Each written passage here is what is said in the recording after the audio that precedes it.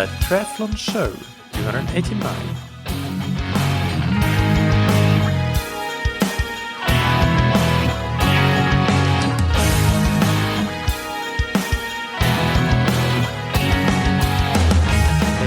What's up, everybody, and welcome back to another episode of That Triathlon Show, the podcast presented by scientifictriathlon.com. I'm your host, Michael, and on today's episode, I interview Ben Day. Ben is a performance coach at Team BikeExchange, which is a World Tour team formerly known as Mitchelton Scott. He's the founder of DaybyDay Coaching and coach of professional long-distance triathletes like Chris Leiferman and Greg Close. Ben himself raced cycling professionally for 14 years before his coaching career. And the interview today is a general training talk where Ben shares his thoughts and experience on many different aspects of training and coaching related to both or in both triathlon and cycling.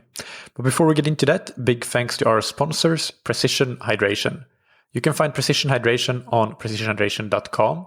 And if you scroll down to the bottom of the website, you can find in the footer a link to book a free video call of 20 minutes to discuss either the results of your online sweat test that you can get on the website as well for free, or just general hydration strategy and hydration questions that you might have for the experts at the Precision Hydration team. So do make sure that you take advantage of that, especially if you're preparing for half or full distance triathlons, and especially if they are in hot and or humid climates this year. You can also get 15% off your electrolyte order with the promo code THATTriathlonshow15 right on Precision Hydration's website. And thank you to Roka that you can find on roka.com.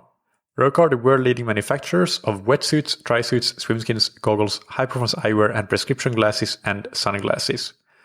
Roka's products in the triathlon space, including products such as the Maverick XT wetsuit, the Viper swimskin, and the Gen 2 Elite Aero tri-suit, are designed from the ground up with the simple mission of making you as fast as possible on race day. But in addition to these triathlon-related pieces of equipment and gear, Roka also have the category of sunglasses and prescription glasses that is just a groundbreaking new approach to eyewear with features and innovations such as the material usage, making the glasses ultra lightweight so that you don't even feel like they're there. They have blue light blocking coating options. They have Geeko anti-slip technology, so you cannot, no matter how you try, get your glasses to fall off your face. You can get, for the prescription glasses, an online vision test from the comfort of your home computer and much, much more. So check out all of the eyewear products that Roka has if you are somebody who uses prescription glasses or just sunglasses, whether it be for training or for casual day-to-day wear. You can get a 20% discount on your Roka order with the discount code that you can get on roka.com/TTS. Now, just one quick thing before we get into the interview. If you are a long-time listener of the podcast and you enjoy it, it would really be appreciated if you could submit a rating and a review for the podcast on Apple Podcasts or wherever you get your podcasts. It helps grow the show and helps keep it going for the long term. Now, without any further ado, let's get into the interview with Ben Day. Today's guest on That Triathlon Show is Ben Day. Ben, welcome. How are you doing? I'm good, thanks. How are you? I'm good as well. Thank you. Let's start by you just introducing yourself and telling the audience what your background is in endurance sports and what you're up to currently. Yeah, sure. So my name is Ben Day. I'm an Australian, maybe a little bit of a lost vagabond Australian these days, but I was a professional cyclist for 14 years myself. Half of that time spent in Europe, half of that time spent in the US. Halfway through my career, I was at a point where I was thinking about what will my transition be into a post-racing career. And what I realized was that the preparation of an athlete was something that I'd been living day to day for, my whole life up until that point. Once I started riding a bicycle anyway. And so it's just pretty much been an extension on my personal racing career to get into coaching. But it's been even more rewarding because I really love to play a role in other people's success and just trying to better themselves and get the most out of their physical potential. So it's been quite a blessing. Yeah, and you mentioned being a vagabond Australian. So where do you spend your time these days? Yeah, so I live in Girona in Spain. I work for Team BikeExchange, the World Tour cycling team. So that is a great place to live, good climate, lots of English-speaking professional cyclists are based over there, as well as some of the world's best triathletes like Frodeno, he's over there.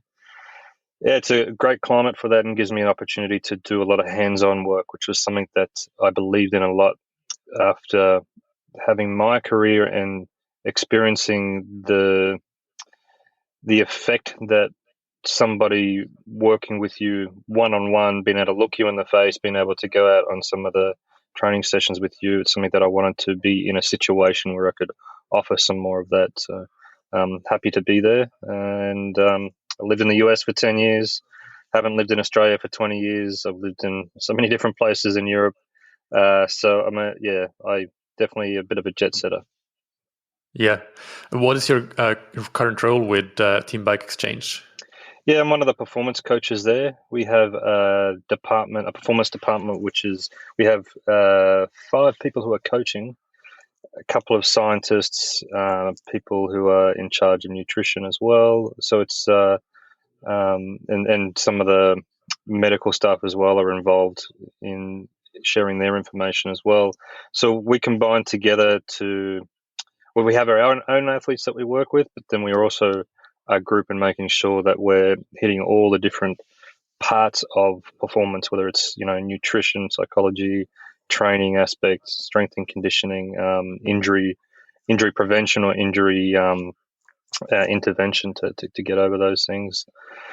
Yeah, it's a really great environment. I love working in an environment where everybody is open and honest with each other and respecting coming to a similar place from a different perspective, because you know that experience that each person has really brings a lot to the conversation, and we can ultimately solve more questions or solve questions in a better way by that collaboration that we have there. So it's a really rewarding experience. Yeah, that sounds like a good setup. And I believe that you have also coached, or maybe are still coaching, some professional triathletes. Is that correct? Yeah, that's right. So currently working with 2 guys. Chris Leiferman is one, and Greg Close is another guy. So I've been dabbling in triathlon for about 10 years. It's a little different for me. Coaching in cycling, a lot of it came from my own personal experiences and then further education around the science and the reasons why certain things were. With triathlon, I don't have the personal experience of racing in that competition, but it's also given me an ability to look at it from a different way. And sometimes I don't agree with some of the processes being used by perhaps other athletes and coaches within the triathlon world. So yeah, I've always worked with a few triathletes. It's not a big part of my business, my profession, but it is something that I've actually learned a lot from myself. It's challenging in a different way, and there's some insights that I picked up from the triathlon world that I was actually able to take over into the professional cycling world and have some good result from. Yeah, I can relate to that. Personally, I coach mostly triathletes, but I do coach currently one cyclist, and it's something that I've seen as well. Like to cycling, I can bring something from my experience in triathlon that is maybe different from what is conventionally done in cycling, and you have the opposite experience there. And I'm really curious, what are a couple of examples of some things that you have brought to triathlon coaching that are kind of maybe unconventional compared to what is traditionally done in triathlon? Yeah, sure. So I feel definitely around the bike component of triathlon, a lot more intent and purpose around the preparation there. What I found is that I worked with a few athletes who had the experience where their riding time was basically just accumulating volume without a lot of intent and purpose in the sessions. I think that might be coming from the fact that like I'm coming from a cyclist first into the triathlon world, whereas triathlon coaches who have a lot of amazing experience in their own right they're coming from it as all the multidisciplinary fact, and also perhaps competing themselves so that they understand or they've learned from what they've experienced. So with a little bit more, not knowledge, but since I work so much in the cycling world, there's a lot of nuance in the preparation that I do for the cyclists to get the most out of their ability, so I'm able to apply that to the triathletes that I've worked with. So that would be one of the main things, is just looking for a lot more progression on the bike side of things. The other thing would be to find a good balance between load and recovery. I would say overall, the volume that I work with my triathletes might not be as high as what some of the other professionals might be, but a lot of it is very purpose driven. So I prefer to aim towards purpose driven training as opposed to just really high volume training, because I feel like there is a tendency in the sport of people doing too much. And you see, like, once they finish their race objective, their Ironman, then often they're really in a big hole for a period of time. And I sometimes question whether that might have come from too much load going into it, and the race itself has perhaps put them over the edge. With all due respect to the load of what the race is, of course, it's a big day out. But yeah, with higher quality, a little bit less quantity, I've found I've been able to get a lot more response. Yeah, yeah, and that makes sense to me, that from your background in cycling as well, because from what I've seen and talked with coaches, there isn't so much just going out for a ride, but what you're saying is what I've experienced as well, that there's always some intent and purpose to the sessions, even though they might be big volume, but there's something of quality, something of other than low intensity usually in those sessions. Would you say that? So I don't know if your cyclists typically, would they ride 7 days a week or 6 days a week, or maybe they do doubles, I'm not sure, but how many of those days would they have some sort of quote unquote quality or like higher than endurance training in their workouts? Yeah, so they're, let's say, using a 7-day week, and I don't really like to think of it as a 7-day week, because ultimately the Monday to Sunday cycle doesn't really apply to professional athletes, because they're not going to work Monday to Friday. So it is a little bit different in that realm. I'll normally work in a 3 or 4 day cycle. So 3 days of intent training and 1 day of recovery. So it's 4 days, or 4 days of intent training and then a day of recovery after that, just depending on where we're at in the season and what we're trying to achieve in that particular block. So that's how I sort of cycle through things. And on those 3 days, let's use that as the example, I will look at diminishing quality over those 3 days. So the highest quality on day 1, let's say medium quality on day 2, and looking more towards endurance on day 3. Whereas the volume potentially would be the opposite, right? So like on day 1 would be the lowest volume, so that we can really focus on the quality there, like a medium day in terms of volume on day 2, and the highest volume on day 3, because in that aspect, we're not trying to achieve the quality so much on that day 3, but like a long endurance ride at low intensity, working on, metabolic efficiency, fat oxidation, those sort of things. That's where it fits in really, really well. Yeah, that's a great overview. So this has already led us into what was going to be an official question on our list of questions here, which is around your coaching and training philosophy. And I feel that these things that we have discussed already cover some of it, but are there any other aspects that you would say are things that you really believe in coaching that we haven't talked about yet that you want to mention? 2 things. Numbers don't tell everything. Absolutely not. There is a lot more to performance than the numbers that we look at. That is, in some aspect, I think, our attempt at trying to understand the situation as best as possible. And we always have to keep in mind that there's more context to the numbers than just the numbers in front of us. So that's a really important part. And then the other thing for me is the relationship with the athlete. Like the more you know the person, the more you have open and honest dialogue with them, the more you're able to create correct directional changes in their training, race preparation, their overall psychological build up and preparation into a race itself. The right words to be saying, the things to be thinking about, the things to be working on to invoke confidence in the race performance itself.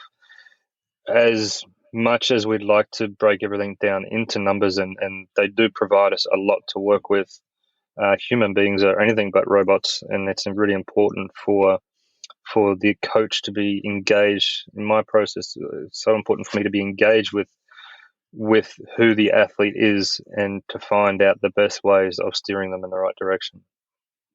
What is an example of numbers not telling everything? Like maybe where somebody, like an athlete or even a coach, might be going down a pitfall of believing the numbers a bit too much. Do you have a specific example of that? Yeah, sure. So, let's talk about a race scenario and use power file from the bike leg. The higher power is not necessarily the correct result. The most important metric in that aspect is speed. Like the person's highest average speed that they could average over that 180 kilometers, that's ultimately the performance metric that we're trying to optimize. So if they're putting out more power for a particular time or less power for the same time, I would go with less power every time because it sets them up to be in a better position for the run. And triathlon has been such a great lesson for me in this aspect, in considering how technique driven the swim is and how technique driven the run is and how important efficiency is. On the bike side of things, the fitness and physiology on the bike is so important, but there are a lot of technique areas that we can work on there, and ultimately aerodynamic profiling is super, super important. So it's not about doing things harder, it's about doing things faster and smarter. Yeah. And going back to the topic of volume that you mentioned a bit, that you maybe do slightly less volume. So first, if we discuss the triathletes you coach, and of course, knowing fully well that this is going to depend on the individual and the time of season, but if we just discuss things from before racing season begins, but when they're in kind of full training, so not just coming back after a break or so, but they have been training and they are getting to that point where like soon races will start to come up. What would you say is kind of rough ballpark numbers for the weekly volume of your triathletes? I'd say 20 to 25 hours a week in looking at it in terms of hours. Yeah. I'll try to not combine quality and quantity at the same time. So we'll have periods of time where there will be a volume specificity where, we might be working up to 30, 32 hours, perhaps even 35, but I'll make sure a lot of the intensity comes out at that point.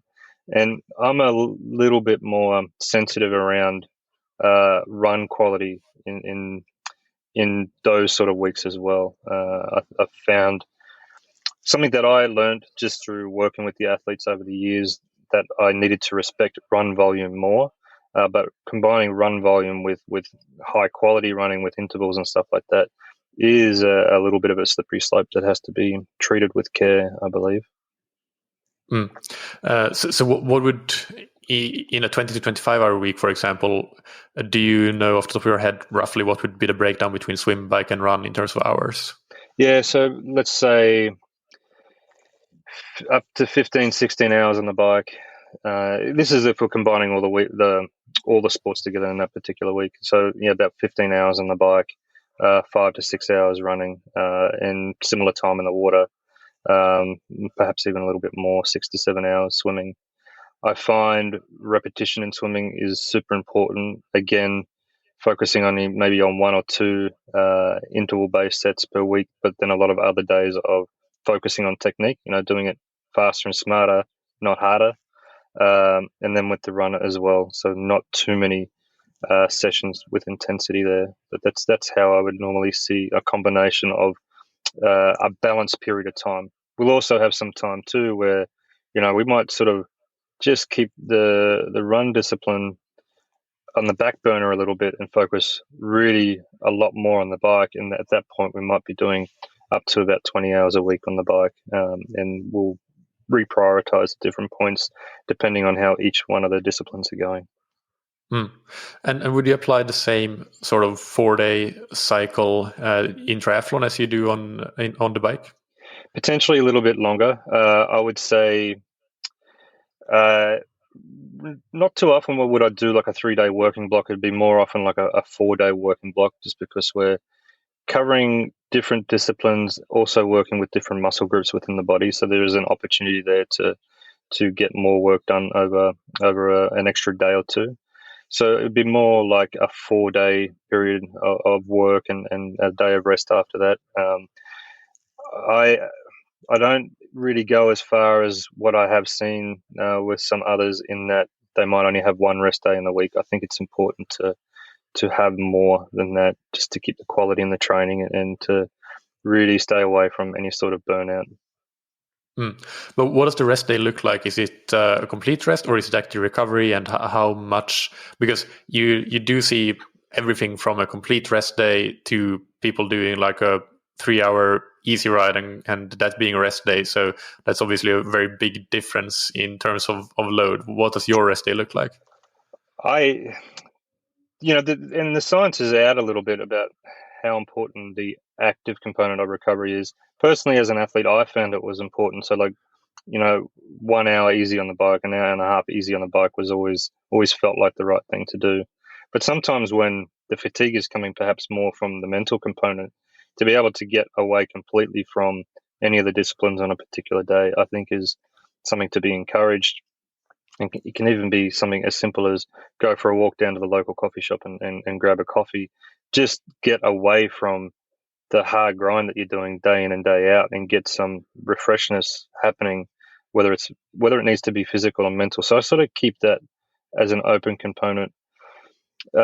Stick away from any sort of strength and conditioning work. Going to the gym on a rest day is not counted as a rest, which I've seen people use that before. I like to stick away from the run as well, just to keep the load light. Easy swim, easy bike, easy walk, or a day completely off. I think any of those things, and leaving that up to the athlete themselves, gives them a little bit of autonomy over that process. Yeah. Next question that I want to ask is, again, for triathlon and training the bike component of triathlon, what would be your, let's say, top 3 tips for that? And I think you've already given one, which is what we talked about, with a lot more intent and purpose to the bike, perhaps, and not focusing only on the volume or so much on the volume. So you already have one covered. So if you have 2 more tips, then that would be great. Yeah, and the volume is important, but it's not important all of the time. So it's just making sure that the balance is right at any one time. Specificity, I think, is super important. So in looking at what your race intensity, what you're hoping to be racing at, it's important to do a lot of work around there, using things like aerobic decoupling, really focusing on that middle range of intensity where we're trying to promote metabolic efficiency within the athlete. So just long efforts where they're riding at an uncomfortable pace, and it's not hard for the first 20 minutes, but after 2 hours they start to moan and complain a little bit. But I've found that has been super effective. Strength work on the bike is something that I really believe in as well. So that's something that I'll do a lot with all my athletes, whether it's cyclists or triathletes.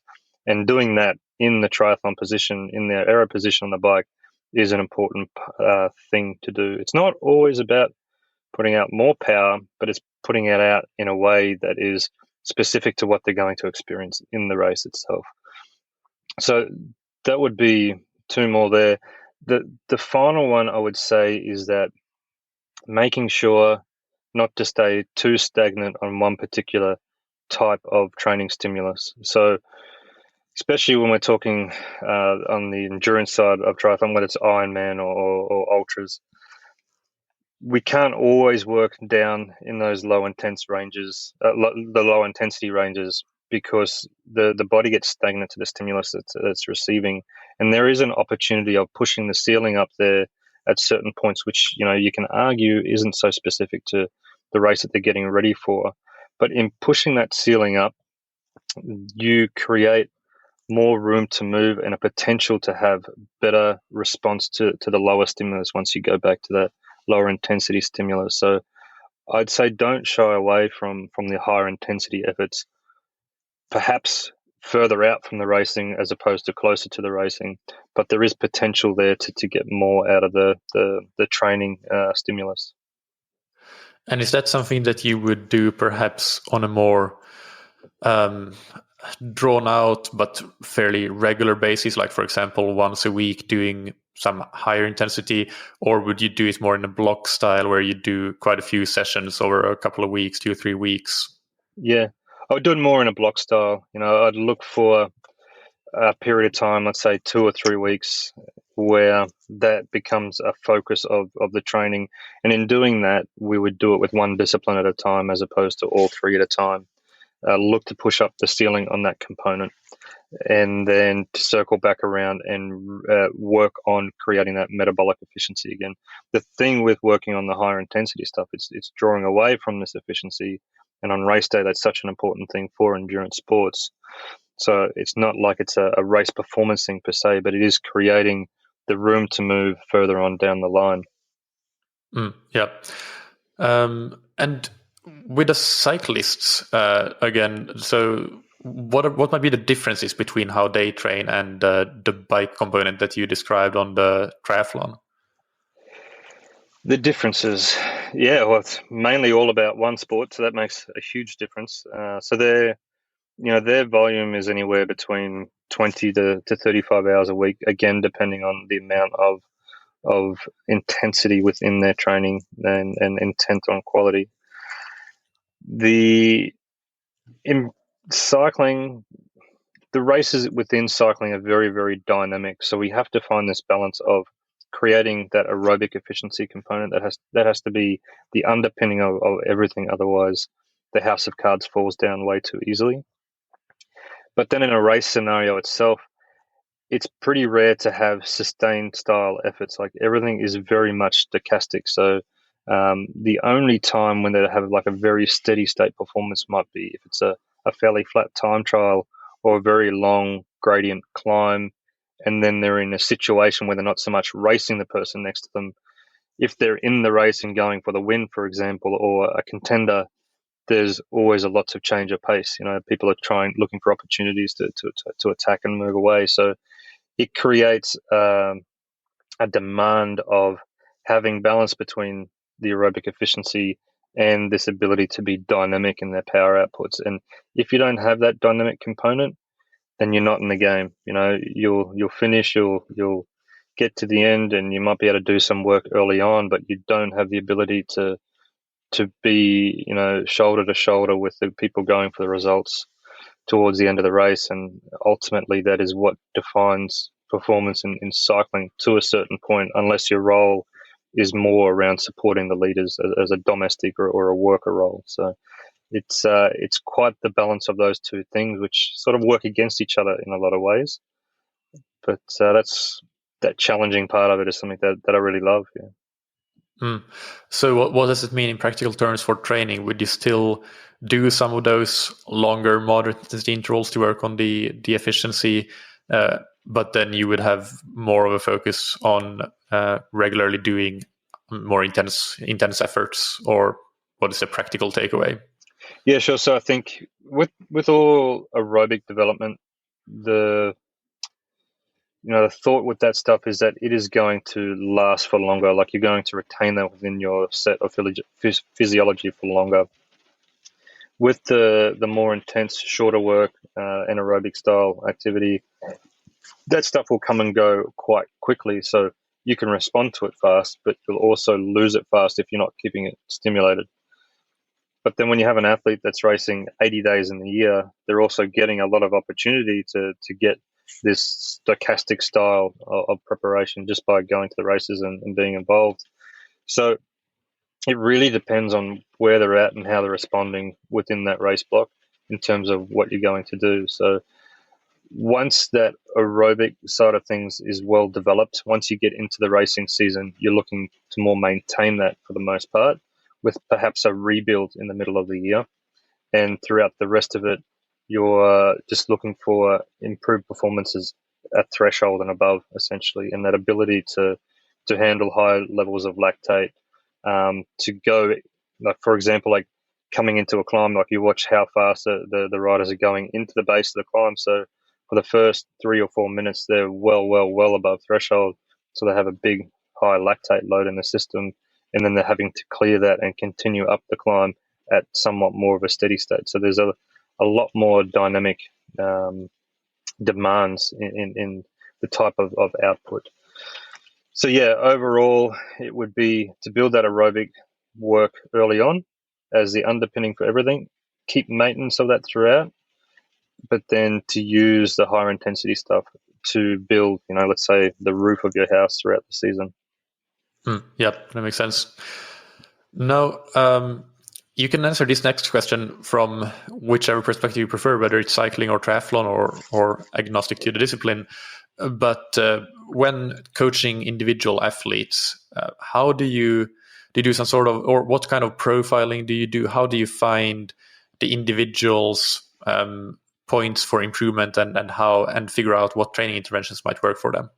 Yeah, that's a great question, actually. So lowest hanging fruit, it really is a great way to go about this process, because if we can find the thing that is going to make the most difference in their ultimate performance, go for there first, because that's where you're going to see the most rapid change of improvement. So to profile them would be a matter for me of going through a long questionnaire, having a really good conversation with them, really talking about everything, understanding really what they're dealing with within life, what happens to what obligations and commitments do they have within their week that we have to best work within to get the most out of their training process, which includes recovery as well. Beyond that, reviewing training data, power files, and doing perhaps some physiological profiling through data analysis, or perhaps with Insight. I know you've done some interviews around that before. So Insight is software that I've used quite extensively in the past as well. So that's something that I find is a great way to understand the missing components of their physiology or the strong components of their physiology, and to identify the areas which, okay, if we work on this right now, this is where we're going to get our best bang for buck in terms of the training dollar spent. So that would be the ways I think that are important to do it. So overall, like testing, really being able to get a gauge on their levels at any one time, I think is a really important part of the process. Otherwise, we think we're progressing, but we're doing it with assumption and a sense of blindness. Yeah. What would be, if you can give some tips around this perhaps for the self-coached athletes listening to this and amateur athletes, what would you say that they should think about doing when it comes to assessing their own areas for improvement and lowest hanging fruit? Read up on decoupling. I think aerobic decoupling is a really good metric that can apply quite well in the sport of triathlon, especially like long distance triathlon. A phrase that has been well defined by Joe Friel. You'll find information out there quite easily, and it's essentially using power and heart rate, or on the run it would be pace and heart rate, and look at what point those two deviate. At what point of intensity do those two things start to deviate from each other? And this is a sign of your limit of your aerobic threshold. So your first threshold, lactate threshold 1, however many names there are for this particular type of intensity. But think about it as a medium range, and if you're doing an Ironman, it's going to be the intensity that you're working at for most of the day. So basically what we're trying to do is teach the body to create the most energy possible from using fat only as fuel, and minimizing that use of glycogen, the carbohydrates stored within the body, because at those intensities, that's where the whole basis of the performance is.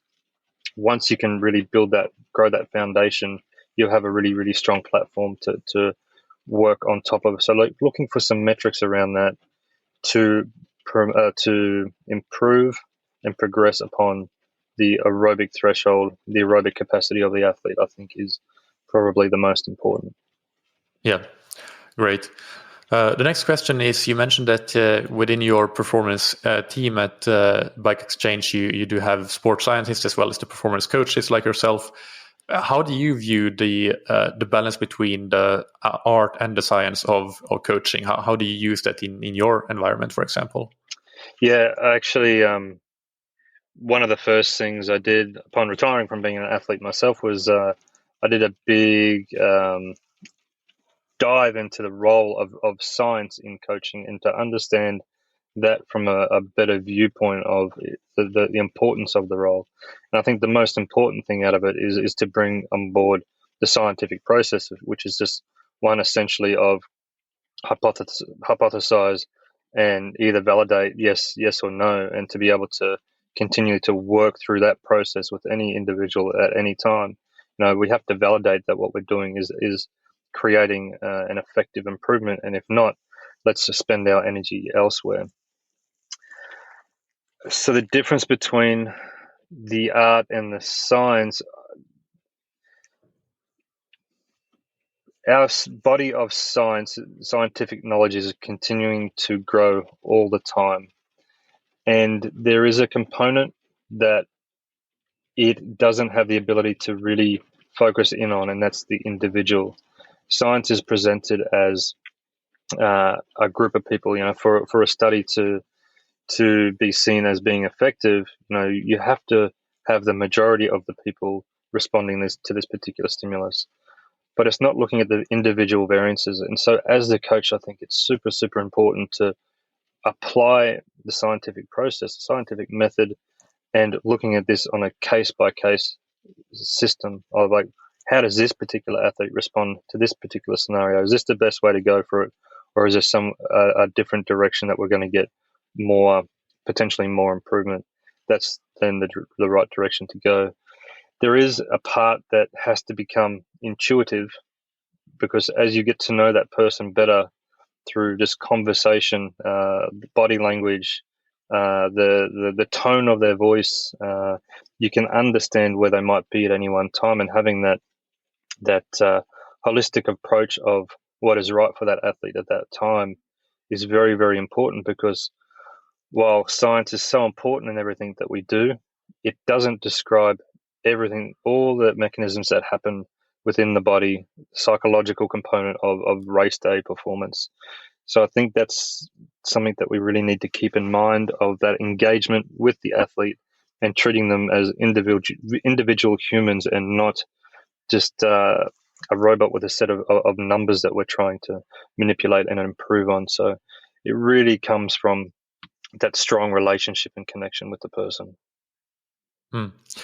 As a general answer, can you give an example of one thing that you have that has come from sports science that you have started to implement with?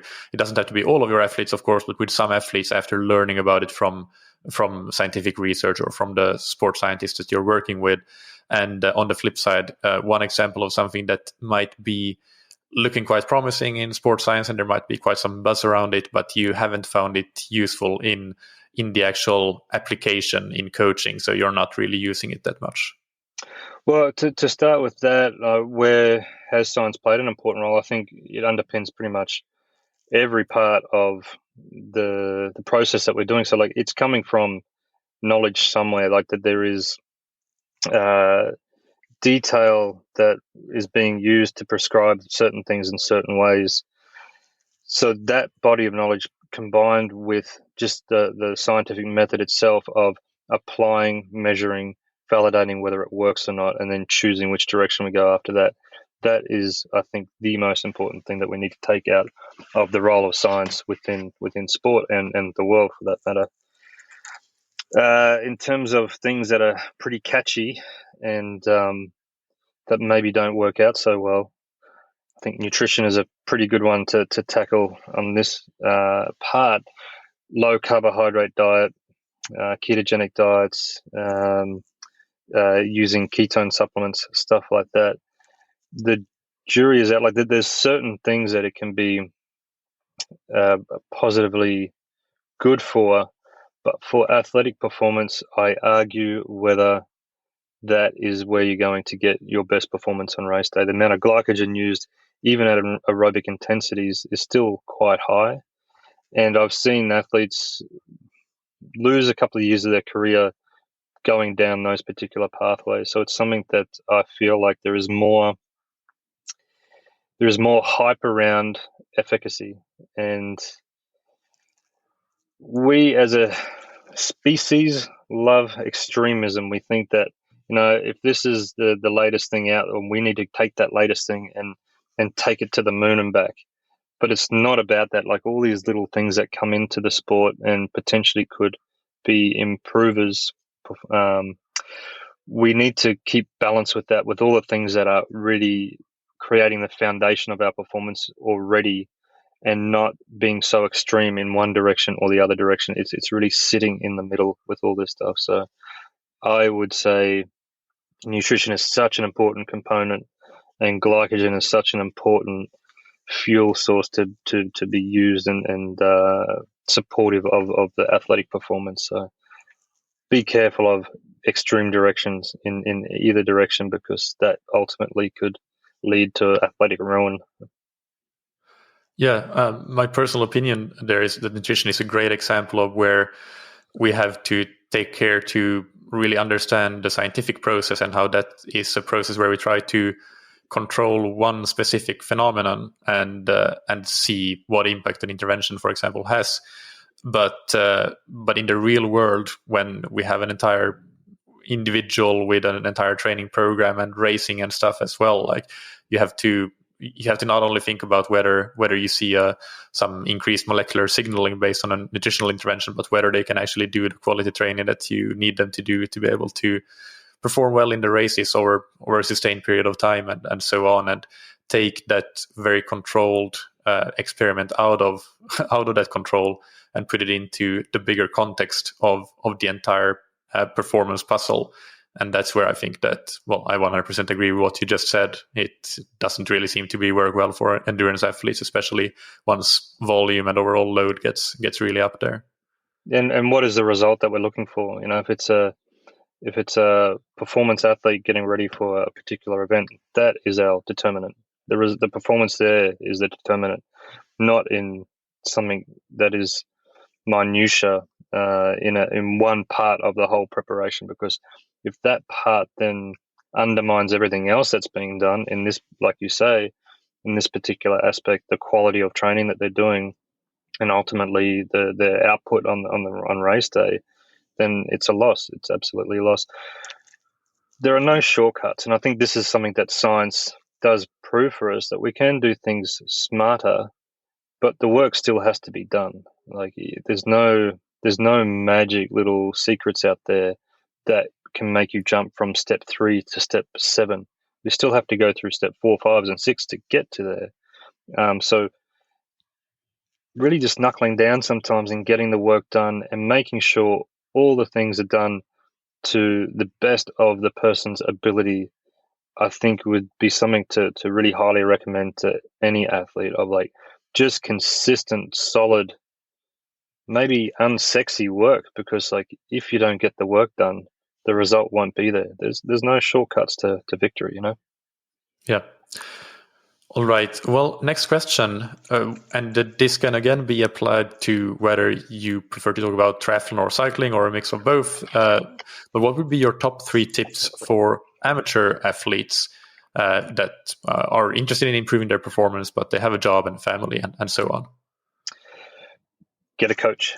Define your time. It's so tricky. Like, I have so much respect for people who are finding time within their work week for athletic pursuits, and it's so important to have this balance in our life, and promoting health and fitness. It's super important. Time management is super crucial in this regard. So creating some structure in your week and working around that routine, creating consistency, is the number one. Like, the first thing to increasing fitness is creating consistency. And if you can't create consistency, then there's nothing. Any gains that you make, you lose because you just had 2 weeks off. So set something out in advance, whether it's working with a coach, getting a training plan, or even doing it yourself. Create some structure in the weeks that you have ahead of you, and do your best to stick to that structure. And only in that way will you find some progression. Great. Anything else? Any other tips there? So first up is consistency.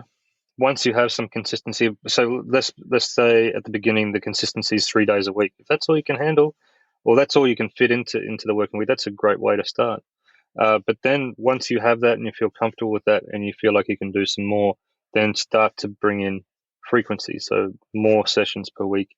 And only at the end of all that would you ever want to start focusing on specific intensity. So consistency first, frequency second, volume and intensity come after that. But they're the things that really are important part of just getting the ball rolling and finding progression in the work that you're doing. And once you find that progression, it's so motivating, and you build some inertia in that process. It's a really important part of what you're doing there. Yeah. If somebody is, let's say we have a cyclist and they ride 6 hours per week, you would then say that it's better for them to do those 6 hours per week over 6 days of training than 4 days of training, having that frequency trumping the volume of individual sessions. Is that right? The balance. So we want a balance of, if we go back earlier in our conversation here, we're talking about the need to have this body of work to build the aerobic efficiency component, the aerobic capacity of the athlete. And a lot of that is only achieved through longer training sessions. So if that person had 6 or 7 hours training a week, the way I would look at doing that would be to use either Saturday, Sunday within somebody's working week. Saturday, Sunday they have off, so let's try to get a 3-hour ride in, for example, on one of those 2 days. And then for the rest of the week, so let's use Monday, Friday as rest days, and likely in this scenario, those might be completely off. And then we can use Tuesday, Wednesday, Thursday to get some more quality into their training.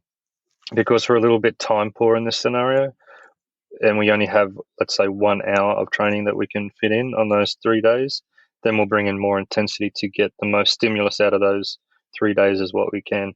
But we still have to have one ride in there a week where it's more of a volume endurance component. Ultimately, that will give the athlete the opportunity to build to a certain level. But for them to, once they get there, it might take a period of time to get to that level. Once they get there, the next progression would be to try to find a little bit more time in the week to be able to build that volume up. Without some sense of volume, there is going to be some limit on the capacity or what the adaptation that you can achieve with that athlete. So, but yeah, finding the balance between the aerobic and the anaerobic side of things is really important in that regard. Mm. Do you think it's a common issue that amateur athletes in particular maybe train too intensely, and for whatever reason, it might not be that they're training with intensity too frequently, but maybe too high intensity, or is that something you see? Yeah, for sure. The interesting utilizing inside for the first years and getting some more profiling on a whole range of athletes, whether it was professionals, racing amateurs, and even just amateurs who are doing perhaps participation style events. It's often the aerobic component of their physiology that is the difference between the professionals and the amateur riders. So the intensity component, the anaerobic component, is actually has a higher bias within their physiology than the aerobic side of things. So the thing to get the most improvement out of them at that point is to circle back around and start to build that foundation again in underneath. So in promoting and pushing that aerobic development, their anaerobic system has something that can stabilize itself on top of their aerobic system, and they ultimately have a more complete set of physiology there. Yeah. And one more question, one more follow-up on this would be, when amateurs do that aerobic work, for example, the 3-hour ride on a Saturday, how would you prescribe it? Like, maybe you have an FTP test or an insight test, or maybe you're using like a percentage of max heart rate. What would be some guardrails for you to get that ride be at the right intensity? Yeah, sure. So there's a few different ways. Like I like to use the aerobic decoupling component. I think that's a really easy way to define that range. You can get into a laboratory and do a standard step lactate test to see that, or a VO2 max test. Look for about 80% of VO2 max, work around that range. There's a bunch of different ways that we can derive what this intensity might be. A simple way of saying it might be work at an intensity where you can say 3 or 4 words at a time before you have to stop and take a bit of a breath and keep going. So it's not like your breathing is completely out of control. It's definitely a step below that, but it is a step above being able to completely say a full sentence. Like if you're running or riding beside your buddy and you're able to talk in complete sentences, that's ultimately more of either a recovery zone or an endurance zone. We want to work just above that intensity where we can get out short sentences, 4 or 5 word sentences before have to stop and take a breath again. This is a really quick way to settle in on more or less what the correct intensity is for that. Get in that range and stick there. It takes time. The adaptation in this range doesn't come from higher intensity. So get in that range. Don't try to fudge it by shortcutting it by going higher intensity. Stick in that medium range and look to increase the time. That is the component that's going to build the stimulus and create that adaptation. So in lactate testing terms, it might be just above that first threshold, or maybe at it. Is that right? That's right. Yeah. So that first 0.4 millimole inflection in the lactate curve per se. So once we start to see the lactate response in the body, that is the point that we're looking for, the sign that the anaerobic system is starting to play a higher component in the athlete's output at that point. Yeah. And do you think that, so you said already that using aerobic decoupling is a great way of finding that, and that makes sense to me because, well, when you actually do testing with athletes, you see that there's a huge variation in, for example, as a percentage of threshold where it occurs. Is that something that you would actively avoid, like not give a specific percentage of threshold of power where this occurs, or do you have a range? Yeah, I'm not a big fan of percentages of. For example, I worked with Inigo San Milan, which I believe is somebody that you've spoken to before. So he was my coach, 8 years ago, 9 years ago or something now. I feel like I'm getting older every year. And he was somebody who really pushed this component of zone 2 work, this tempo work, focusing on this aerobic efficiency range. And it was a really important thing to bring into my training. And I found I responded to it really well just because of my genetics, my style of physiology.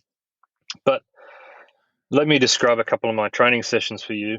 I did up to 5 hours at zone 2, which for me at that time, weighing 68 kilograms, was 340 watts. So I did that for 5 hours.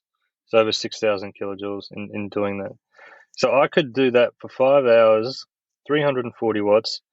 But because I didn't have that balance with the rest of my physiology at that point, it was still like early season preparation, I couldn't do 360 watts for 20 minutes.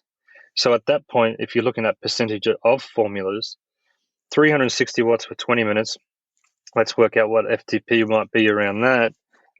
You're not much higher than 340 watts. Essentially, you would be lower than 340 watts. I think. Exactly. So, like at that point, my if looking at a lactate curve, my LT1 and the LT2 would have been so close to each other, because as soon as I stepped above that LT1, that aerobic threshold range, I didn't have any room to move, and my lactate would just really come flooding in there because I didn't have any development above it.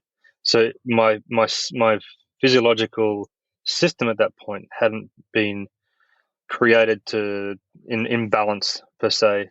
I'd done so much work at these lower ranges up to that aerobic intensity that we were just talking about, that tempo work that we were just talking about, and hadn't done any development on the other side of things, that my physiology was completely skewed to one side and didn't have anything of the other side. So this is the problem with using percentages of formulas. Like, they're better than nothing, but they're very much a broad stroke guess about the entire population, and it's not taking into account the individual.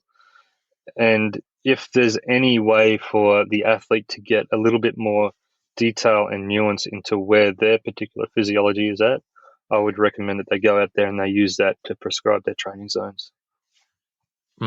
Well, that's a great answer and a great case study. I want to follow up on that as well. So when you were at that point in the training season, and then you wanted to obviously race that higher end when you got into racing, did you find how quickly did you find that you could race the higher end, and how much could you race it? Just to give an example for the listeners on that side. Yeah, actually, in that particular scenario, it wasn't very successful. So 340 watts for 5 hours, like, I wouldn't even have averaged that power in the World Championships road race. They were the highest numbers that I'd ever done for that long, sustained period of time.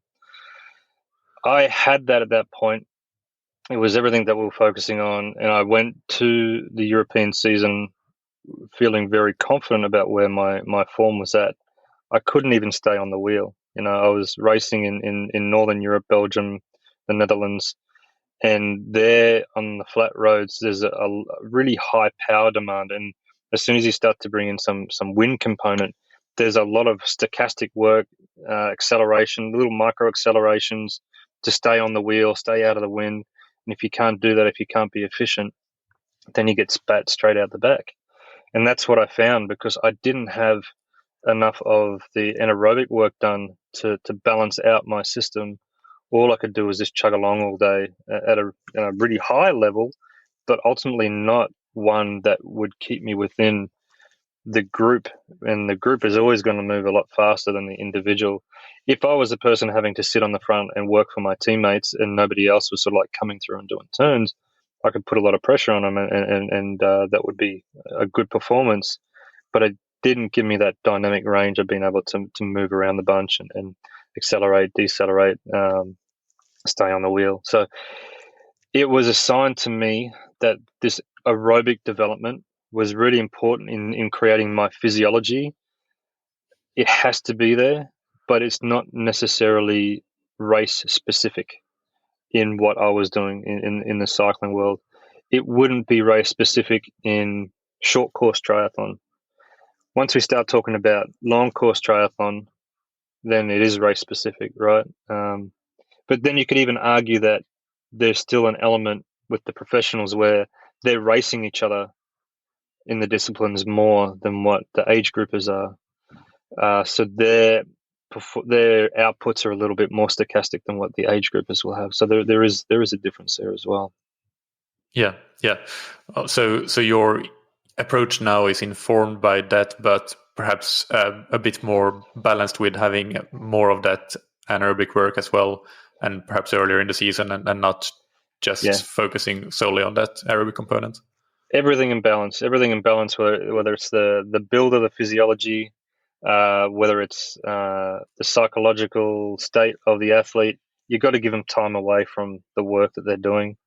Let them have their recovery days sitting on the couch and watching Netflix, if that's the thing that's going to elicit the best improvement. Having everything in balance at all times. Remember what we were talking about before about extremism doesn't work very well in these gains that we're trying to make. And I would say prioritize really good, consistent work that perhaps isn't as sexy as what it might seem if it was more extreme, but that's where you're going to get the most improvements.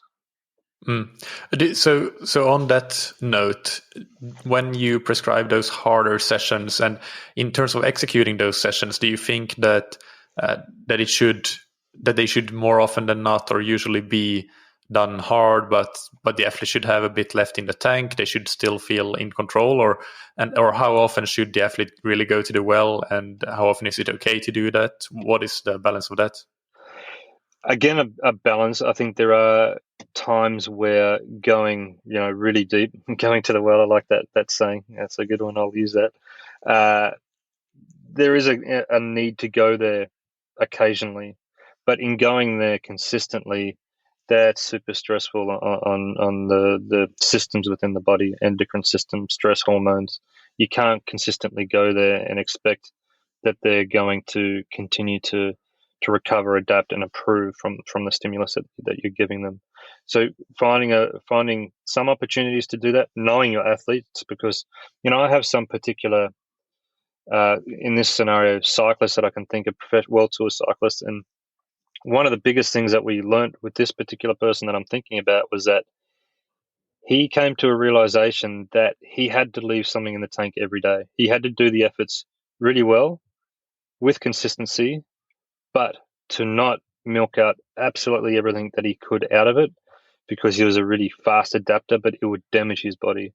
And then we'd lose the consistency. And to circle back, the most important thing that we have with anybody is the consistency. The more consistency that we can get of the quality work, the more adaptation we're going to gain. So it's super important to be aware of. Yeah.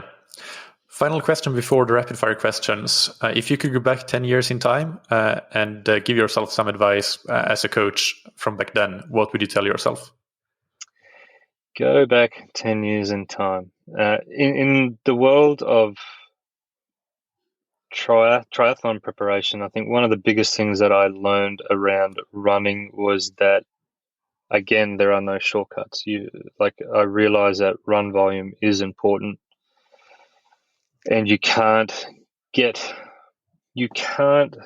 consistently back up the end of an Ironman with a good run performance without having that body of work done beforehand. So I erred away from higher quality in the run to favor more volume in the run through experience. That's not what I was doing early on, but that was through experience. So that's definitely something that I wish I had known earlier and had been able to impart that wisdom at an early part of my career within the triathlon world. Anything else there? I've always been very open-minded in this process. I think there are different ways of achieving optimal performance, and just being very open to what that stimulus needs to be for each athlete is super important. And what works for one athlete may not be the right thing for the athlete. So just to be really open and continue to learn from talking to people like yourself and other people in the field to find different ways of approaching it to come ultimately to what we hope is a similar result.